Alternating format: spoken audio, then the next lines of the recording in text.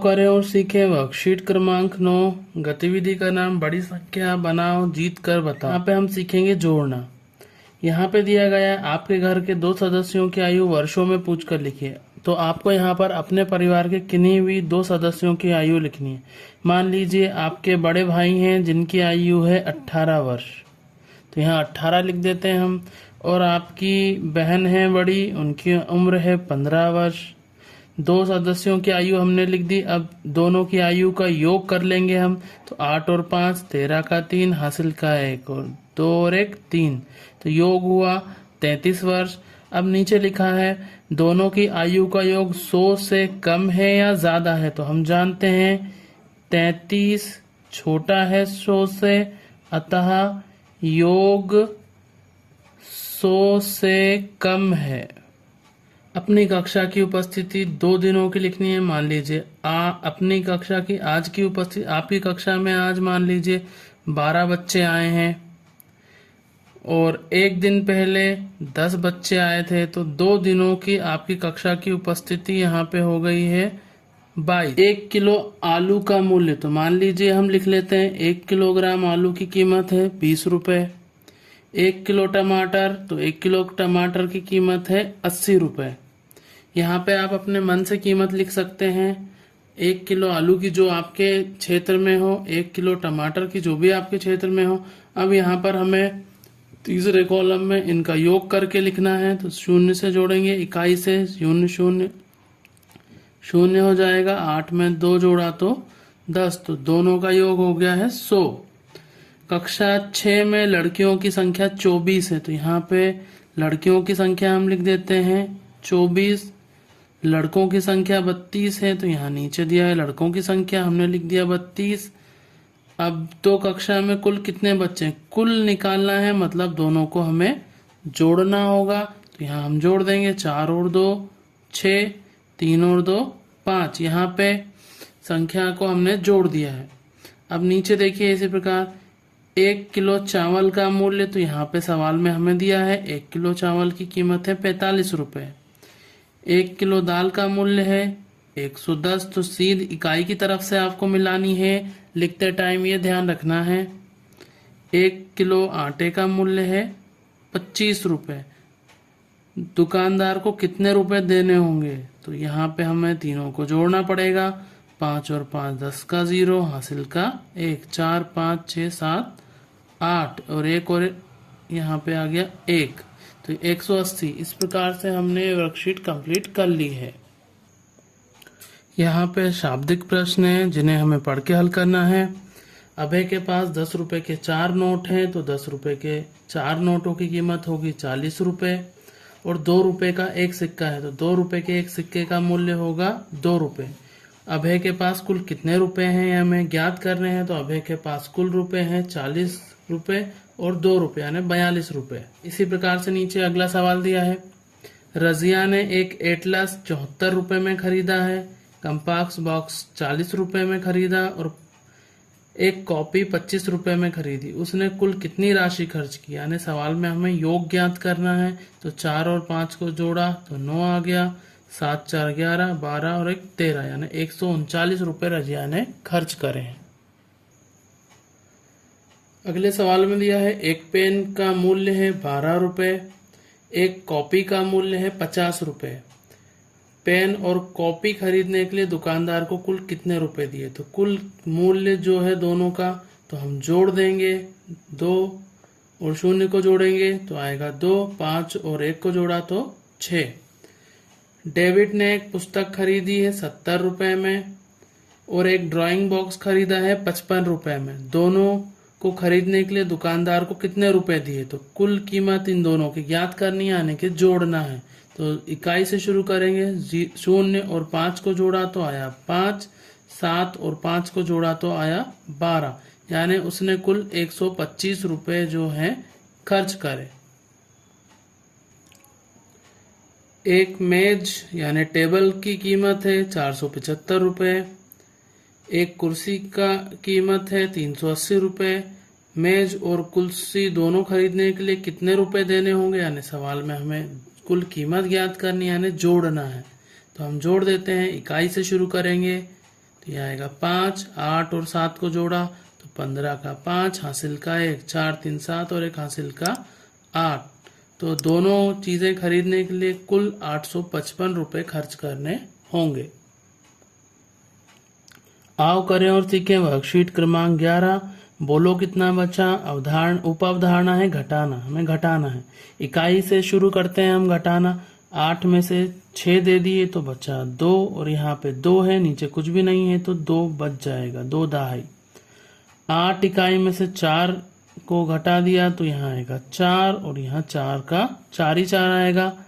9 में से 2 दे दिए तो बचे 7 और यहाँ कुछ नहीं है तो 4 बचे। 5 में से 5 दे दिए तो बचा 0 और 5 में से कुछ भी नहीं दिया तो यहाँ 5 दहाई बच गए। 5 में से 5 दे दिए तो बचे 0। 8 में से 2 दिया तो बचे 6। 7 में से 6 कम कर देंगे तो बचेगा 1। 8 में से कुछ भी कम नहीं करा तो ये 8 ही रहेगा। 6 में से 2 दे दिए तो बचे 4। 9 में से 6 दिए तो बचे 3। 9 में से 1 कम करा तो बचे 8।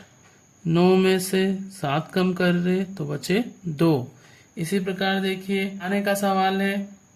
3 में से हम 7 नहीं दे सकते, इकाई में से इकाई को घटाना है तो 3 इकाई में से हम 7 इकाई नहीं दे सकते तो यहाँ 2 से उधार लेंगे। 13 में से जब आपने 7 दिए तो बचे 6 और यहाँ पे 2 से 1 कम हुआ तो 1। इसी प्रकार से 7 में से 4 दिए तो बचे 3 और ये 5 का 5 ही रहेगा। में से 8 दे दिए तो बचे 0, यहाँ 7 दहाई का बच गया है।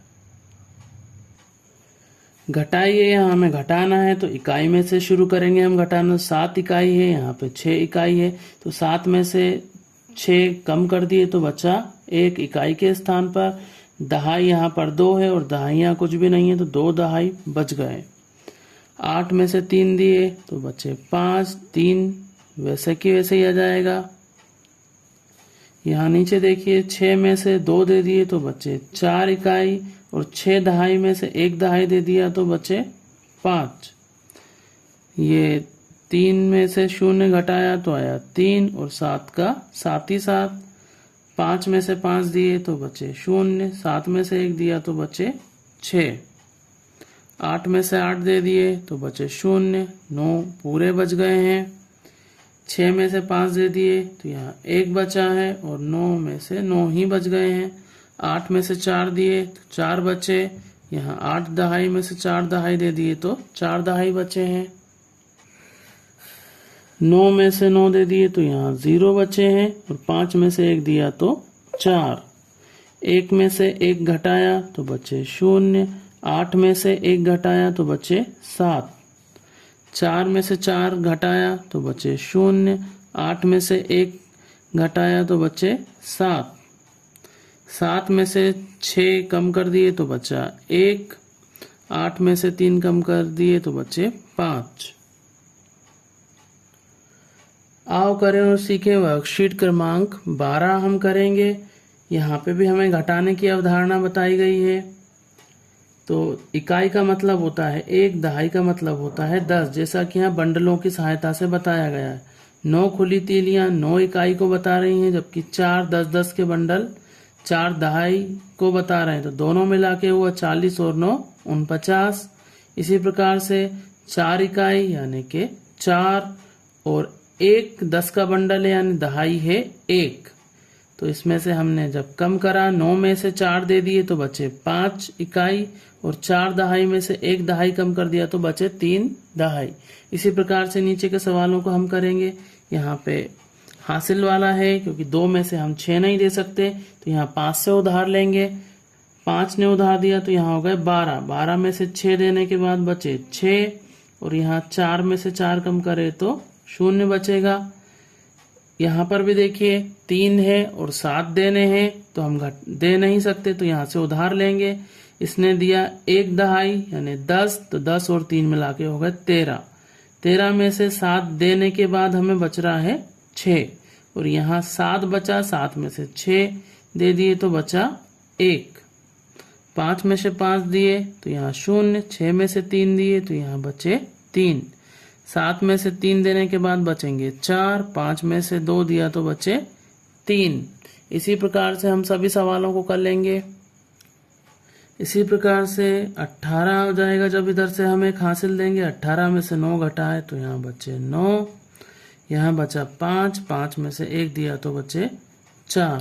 एक पेड़ पर 27 चिड़िया बैठी हैं, इसमें से 12 चिड़िया उड़ गईं, तो शेष बची चिड़ियों की संख्या हमें ज्ञात करनी है। तो हम इकाई में से इकाई को घटाएंगे। 7 में से 2 तो यहाँ 5 और 2 में से 1 घटाया तो 1, शेष बची चिड़ियों की संख्या है 15। एक पेटी है जिसमें 100 लड्डू थे, बच्चों को बांट दिए उसमें से 65 लड्डू, तो हमें बताना है शेष कितने लड्डू शेष बचे।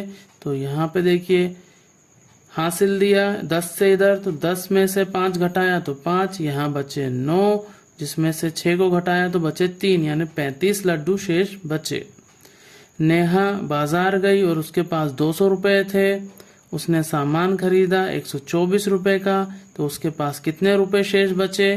तो यहाँ 0 को हासिल दिया और इधर हासिल दिया 0 ने, तो 10 में से 4 घटाया तो बचा 6, यहाँ बचे 9, 9 में से 2 कम करे तो बचे 7, और यहाँ बचा 1 में से 1 घटाया तो 0, यानी नेहा के पास 76 रुपये शेष बचे। एक विद्यालय में कुल बच्चों की संख्या है 249, जिसमें से लड़कों की संख्या है 148, तो लड़कियों की संख्या हमें ज्ञात करनी है। तो कुल संख्या में से लड़कों की संख्या हम घटा देते हैं। 9 में से 8 घटाया 1, 4 में से 4 घटाया 0, और 2 में से 1 घटाया तो 1। इस प्रकार से हमने सारे सवालों को हल कर लिया है। अगर आपको ये वीडियो पसंद आया हो तो चैनल को ज़रूर लाइक, शेयर और सब्सक्राइब करें। Thanks for watching.